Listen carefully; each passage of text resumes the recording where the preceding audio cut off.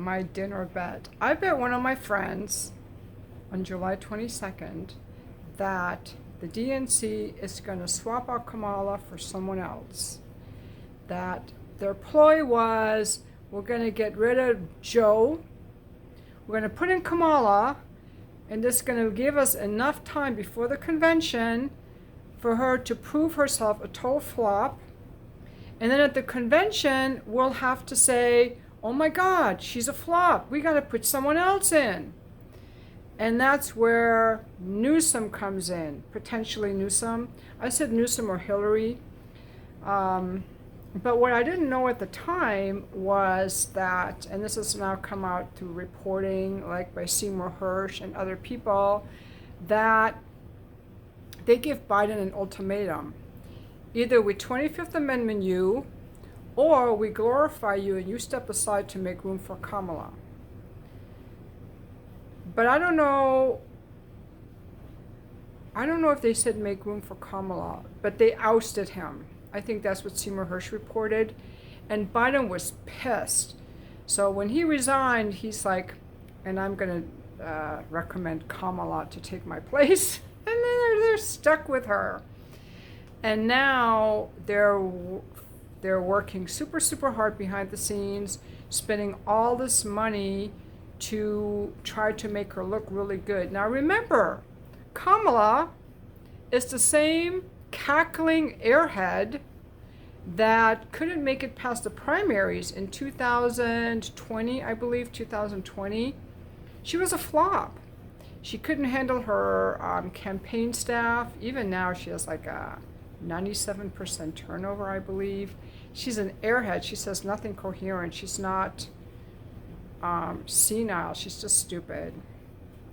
And she doesn't know how to have a conversation. And all of these rallies they bring in some famous person. Like there's a woman called the Stallion, Megan Stallion or something.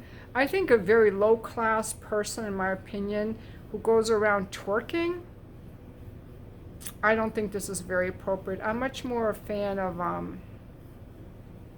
Fleetwood Mac, or what is her name? Oh, the beautiful singer. Adele.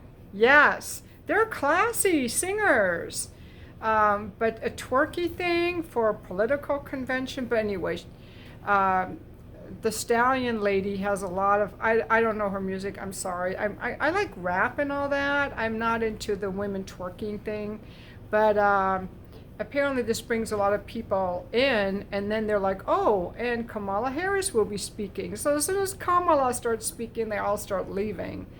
And they do like, they try to make it look like she's really popular, but she hasn't done any interviews. She hasn't answered any reporters' questions. So I think they're just going to hide her in the basement. So this is what it all comes down to. Do they think we're stupid? Because no one voted for her. No one voted for her in a primary. She was just installed. Now, why would they install an airhead? And no one's talking about where the fuck is Biden. You know, we have a war in Ukraine. We have a potential war in the Middle East where our ships are now. Where's Biden? Where's Kamala? They hid Biden in the basement. Now they're hiding Kamala in the basement because they don't want a leader. They want an airhead. Biden was senile. Kamala is just stupid because there are people behind the scenes running the show. And that's why they don't like Donald Trump. Now, I'm not a fan of Trump. He's going to keep the wars going. He's going to keep everything going. The only good thing I can say about him is he seems to be a little bit more honest. Because from the very beginning, he called the FBI fake news. And now I'm wondering about it. But I'll get into that in a moment. So they don't like Donald Trump because you don't know what he's going to say. He's not part of the inside club. When you're part of the inside club, You also have a job security. They know that you're going to go along with them, but Donald Trump can kind of step out of line. Like, he did stuff that no other president has done in a long time, like just go meet with some foreign leader and just say whatever. But I do not think he's going to stop many wars, but he has a grassroots support because deep down people know they're being lied to. Now, I watch a lot of African American YouTubers. I watch on the news side. I watch Sabby Sabs and LV Nation. They're great. The LV Nation guy I just discovered, he's hilarious. But when they're covering this, they're showing a lot of clips and their input also from the black community. And Kamala, who's actually raised in a rich family. Her father is a scientist, a Jamaican scientist. Her mother is an Asian Indian. She's trying to pass herself as black, and these black people are extremely offended. First of all, they're like, I didn't know she was black. And secondly, they're saying, you're insulting us, thinking we're going to vote for you just because we're black. They're offended. So that's not working. Now, why do they want an airhead? Who's really running the show? That's what we got to ask. But before I get to that, okay. So now there's some video that's come out of Gavin Newsom, the lockdown tyrant of California. He's a lockdown tyrant. He has been seen and being filmed from a helicopter, obviously being filmed for his photo op, cleaning up homeless encampments. Because he has his eyes on the White House. And at some point, I don't know if it's going to be this year or 4 years from now, he's going to want to run for president. And the last thing he wants is all this footage of the homeless encampments in so many California downtowns. Downtown Sacramento, San Francisco, San Diego, Los Angeles. It's so many homeless druggies on the street. It's just become ruined businesses and all the theft and all the crime. Okay, the Supreme Court just passed, I think he could have cleaned it up before, but the Supreme Court just passed a law. Anyway, he's out there cleaning, so when they show the photos of all the tents and the needles in downtowns, he'll be able to bring out, oh, I cleaned up the homeless encampments, look at me. So he might be trying to get his foot in the door at the DNC convention. I think when it's convention time, they're going to be like, this Kamala thing is not working out. And have you noticed that they were saying, Joe Biden, the greatest president ever? MSNBC and CNN are for sure mouthpieces for the Democratic, whoever is running the fucking show. Who is running the fucking show? Okay? Am I the only person wondering who's really in charge? Because it's not Biden, it's not Kamala. Whoever is installing these people and running the things, maybe I'm just a little not trustworthy enough. Maybe I'm just not trusting enough. But I'm like, who's running the show? And what's their little sleight of hand? Who are they going to install next? But they need a puppet. Now, the interesting thing that's also come out, Scott Ritter was, his home was raided by the FBI, and I was watching an interview today with Larry Johnson, and he's saying that the FBI has been surveilling Scott Ritter for years. They've seen all of his emails, all of his electronics, so that this home search was just a formality before they're going to arrest him, because these insiders do not like Scott Ritter speaking out against all these wars. Are they going to come after all of us who are speaking out against wars? Are they going to come and arrest me for speaking against these wars? That's our free speech. Now, they're saying that Scott Ritter should have registered under the Foreign Agent Registration Act because he's a journalist that does work for a Russian magazine. But he's not doing work on behalf of Russia. He's just writing articles. He's a journalist. And he was the UN weapons inspector. They first got mad at him when he was the UN weapons inspector, and I remember this. He came out and said there are no weapons of mass destruction in Iraq. There are none. They were mad at him. Ever since then, they've been going after him to discredit him.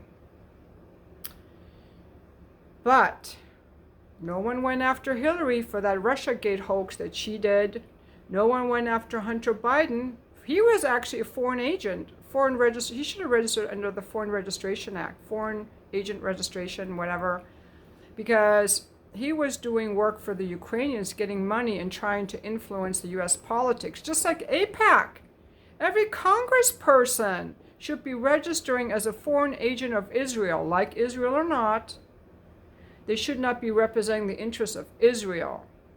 I think we have too many lobbyists anyway, but they should not be representing the interests of Israel because they're a foreign country. Just like they shouldn't be representing the interests of Iran or Germany or whatever. Our Congress people should be representing the interests of the American people. But they don't have to register. It's all propaganda, and they're trying to get rid of Trump, I believe, because he's not going to be part of their deep state.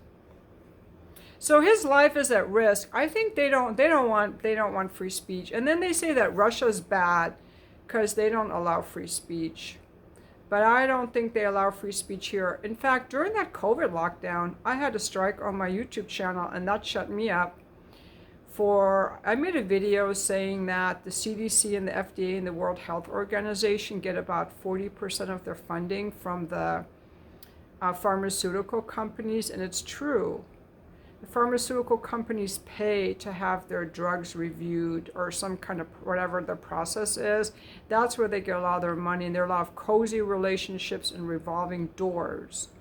And the World Health Organization, I believe, is just a trade group for the pharmaceutical companies. They make it sound really good. World Health, blue background, this very official looking logo. It's a trade group for drug companies. And so I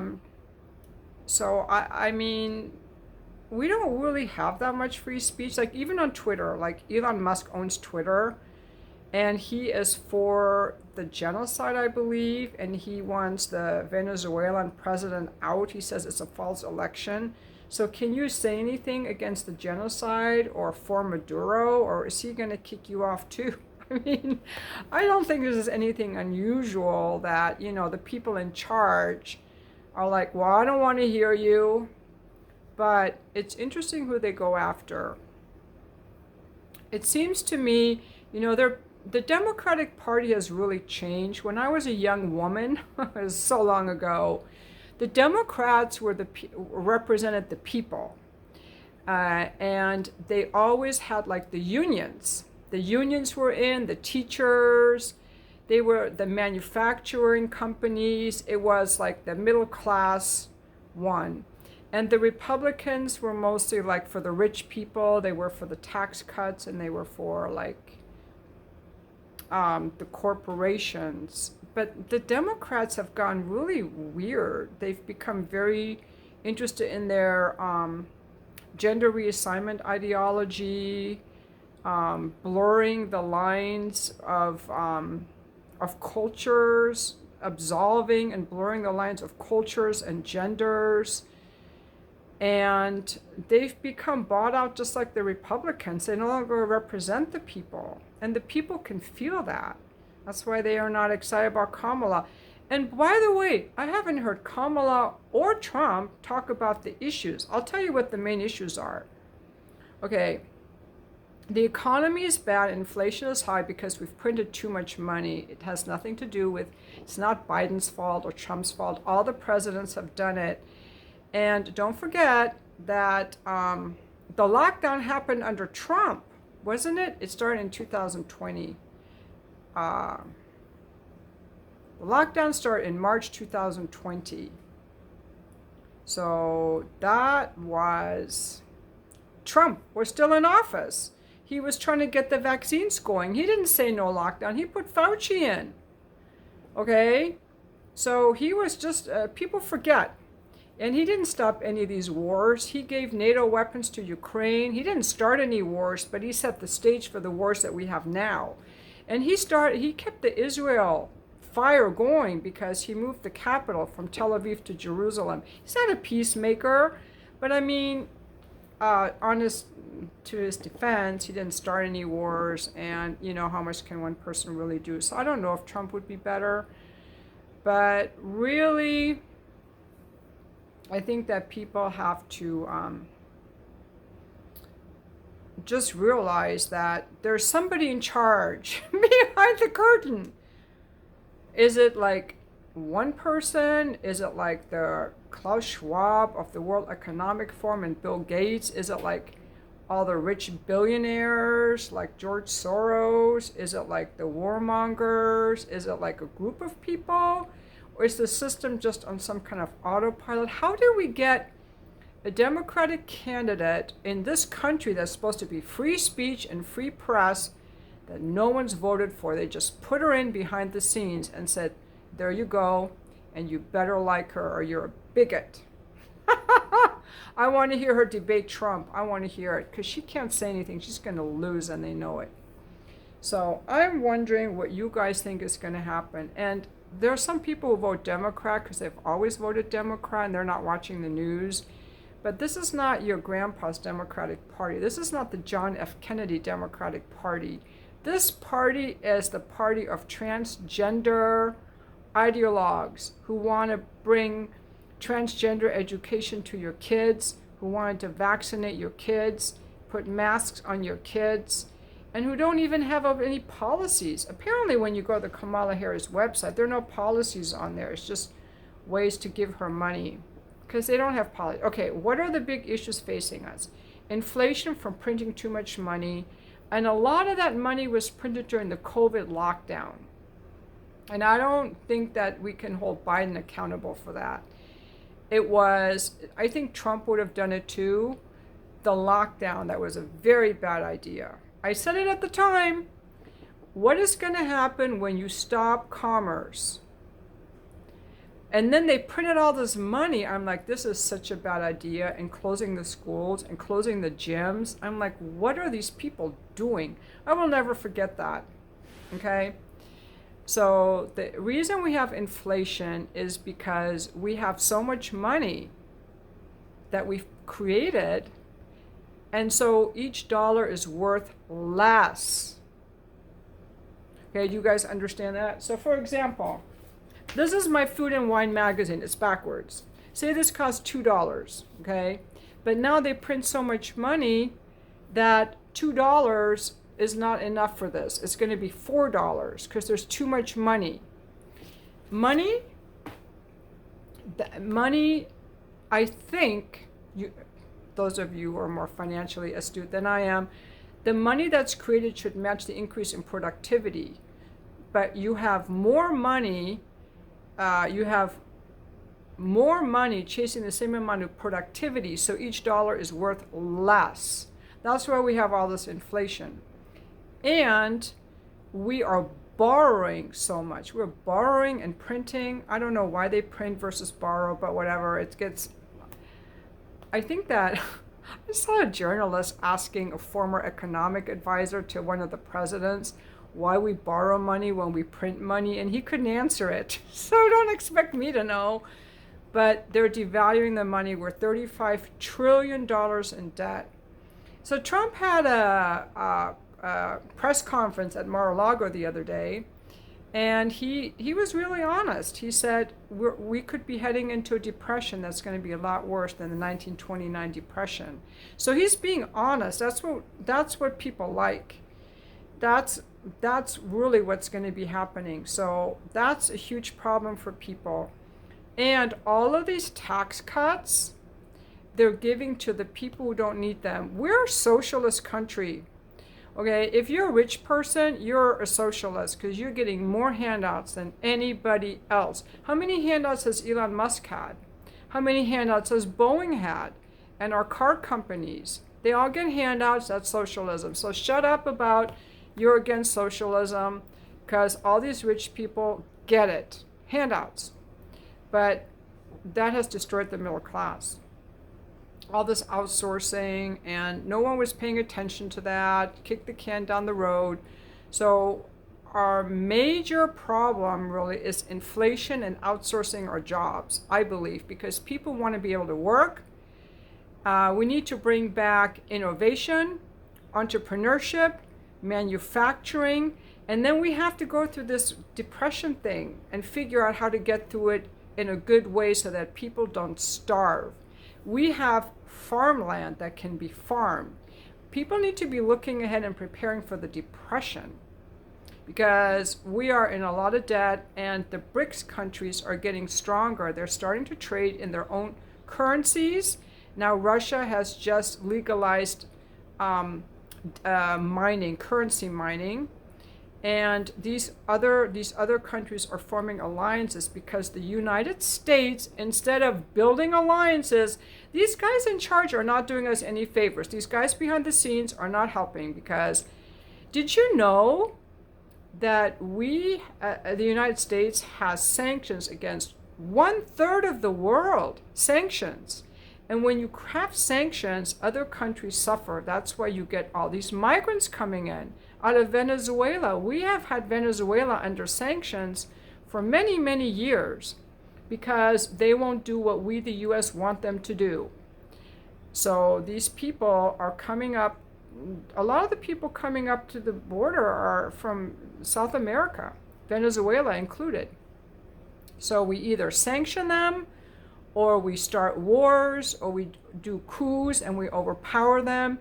And our military might is fizzling out because we stretch ourselves so thin and we've made so many enemies that finally all these countries that were like, oh, we can't do anything against the U.S. We don't want to have sanctions. We don't want to have our funds frozen. We don't want to have a coup. Finally, they're like, well, dang it. We're tired of being bossed around. And Russia is like, okay, well, the U.S. is mad at us already. We might as well make friends with China and Iran and all these other countries that already have sanctions against them too. So they're making their own currency trade system, not the SWIFT system, and they're actually wanting to trade. So eventually they might become warmongers too, I don't know. But China has a much older culture and country than the United States. The United States is only a few hundred years old. China goes back, I don't know how many thousands of years. But do we see them taking over countries? No, not. I don't know if they want to eventually. I really don't know. But all I see is they're trying to trade. They're trying to increase their prosperity. Same with Russia. Same with Iran. No one's going around starting wars that I can see, except for the U.S. and NATO under their little foot. And Trump wanted to disband NATO. That's another thing they don't like about him, because NATO is the way that the U.S. controls Europe to help in their little wars. But now it's showtime, because the U.S. has these couple of warships left. Our army is small. Our finances are strained. We're losing clout on the world stage. And our military is not the strongest anymore. Okay? Our dollar is not the strongest anymore. We're on the decline. And these other countries are on the way up. You have to, if you don't understand what I'm talking about, look up BRICS, capital BRICS. Brazil, Russia, India, China, and I don't know what the S is. I'm sorry, S. I don't know what the S is, but there are a lot of other countries joining BRICS now. We've got Iran. I don't know all the other countries, a lot of them. And a lot of countries are now talking to Putin and want to join BRICS. In fact, Venezuela just invited Putin to the inauguration. So what I'm saying is all this warmongering that these people behind the curtain are doing are not helping us. And we need a presidential leader who's going to be honest with us. Honest, I love honesty. Okay, just be honest and tell us what the fuck is going on and how we're gonna bring things up, because people are hungry. They want to have agency over their lives. They want to be able to speak and have agency and be productively involved. They don't want to just be some droney, some lifeless puppet that just gives you a vote. You know, the only time that some of these people ever even think about the fact that they're working for us, they're working for us. They're making it seem like we owe them a fucking favor. And they come around and beg for our vote every 4 years. And other than that, they pretty much forget about us. But they work for us. That's the thing. But anyway, I'm just wondering what you think will happen with who they will put in as a candidate, the Democrats, and who you think will win. One more thing, I only started getting interested in this whole January 6th thing a couple weeks ago, because I know someone who's worked the polls in California, and he told me that you can't cheat on the vote counting. He told me how they do it, because he was kind of helping and volunteering. You can't cheat. But one of my other friends told me that you don't need to cheat in California because it's all Democrats anyway. It's Georgia is where they had the big dispute with all these missing ballots, and it was harder to cheat when they did exit polling. So I don't know if they're cheating. I really don't know. I'm wondering, I'm doubting everything now after this whole Russiagate, and the mainstream media was complicit in lying to us about Russiagate. I watched it for years. I watched Rachel Maddow and what is that really sexy guy on that late night show, 11. It was like, I forgot what it's called. Very handsome guy. And they had all these guests on. They were talking about Russiagate and Trump and the collusion and the impeachment. I'm like, yeah, let's get him. He's a bad guy. Let's get him. And then I flipped, because usually I favor the party that's not in office, because the party in office always seems very sketchy. But this time I believe them. I'm like, yeah, get Trump. I mean, no, he was in office, so I believe the other people. It was all made up. It was all fabricated by Hillary Clinton. Did she go to jail for that? Was anyone go to jail for that? And no one's even talking anymore about the Trump assassination. It's all about Kamala. But CNN had a huge financial loss. They're in trouble because people don't want to watch the mainstream media anymore, because they're just giving us a lot of bullshit. People want to watch the news, like I was telling you, Sabby Sabs, and I watch Stephen Gardner. I watch some different news shows, the Duran, Judge Napolitano. I watch different things. I go on Twitter. I think if you want to really get up-to-date news on stuff, you have to be on Telegram. I'm not on Telegram. So I just kind of follow some things. But the stuff that I'm following seems a lot more honest than what is, the government propaganda arm, CNN, MSNBC, and so on. And hopefully there's still people in this country who like what we were founded on. I mean, I know there's always corruption, but like a spirit of innovation, productivity, community, things we can get excited about rather than just being silenced and being like, I really, really think, okay, so our main problems are the economy. That's really the biggest problem, I think.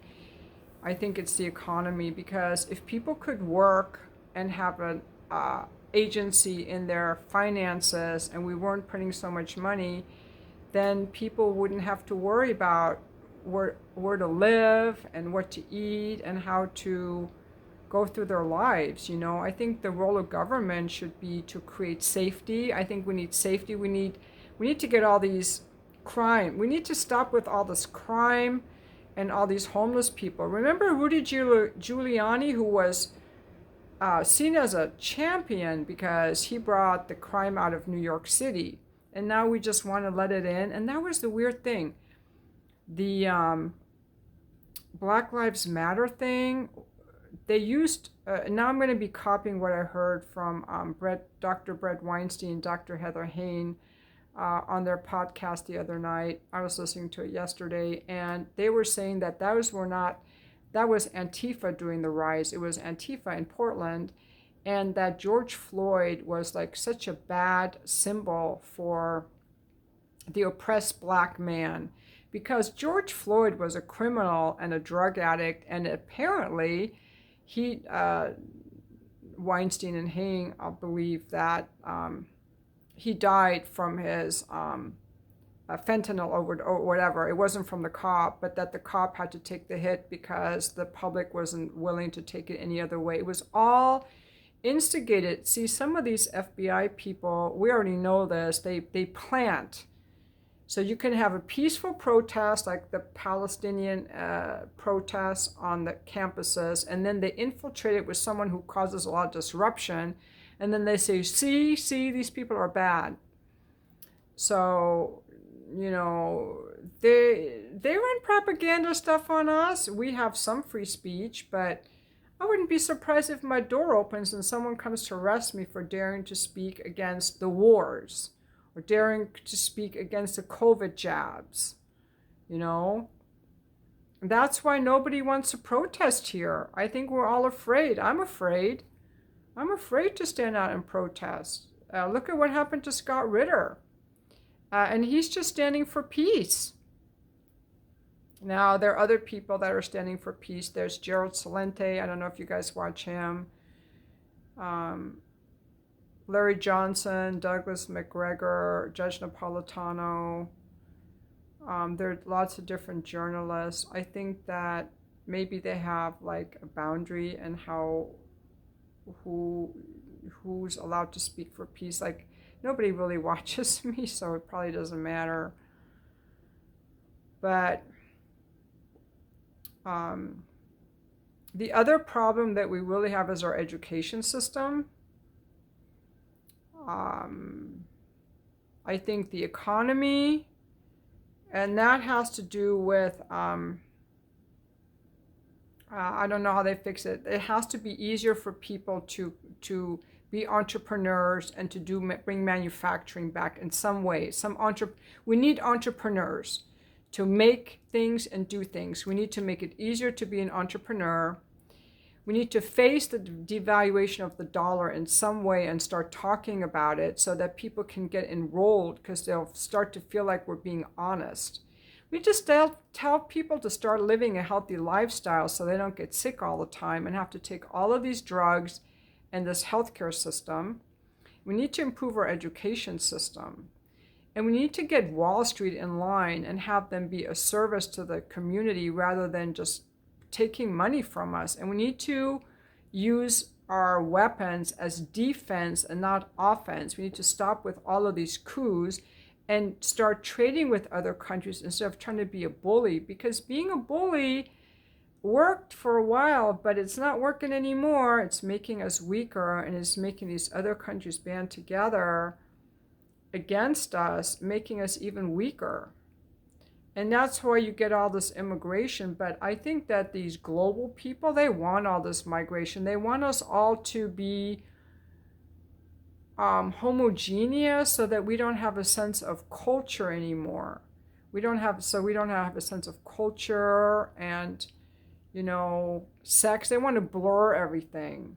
There's some kind of agenda that when people get really rich, they start doing really crazy stuff.